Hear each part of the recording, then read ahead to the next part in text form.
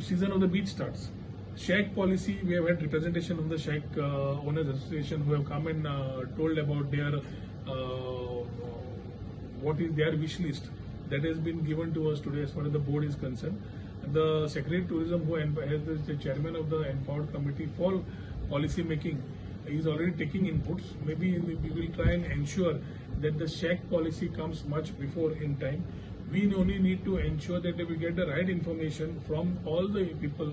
एक shack owners असा, इल्ले unemployed असा, unemployed who are also traditionally involved, तांचे असा. So a lot of inputs have been coming. So I think we will have a balanced shack policy very clearly for Goa and Goans who are traditionally operating these shacks, not meant for anybody who are coming suit boot, because there are a lot of sometimes discussions की कोणतरी suit boot घालून येता, काळो coat धवो coat has been discussed.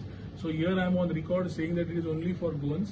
And B, समज कोण काळे coat धव्या कोटाक दितले सबलेटिंग करतले जाल्यार that we will ensure that strict action will be taken as per the new policy. All will be documented as the new policy comes in place.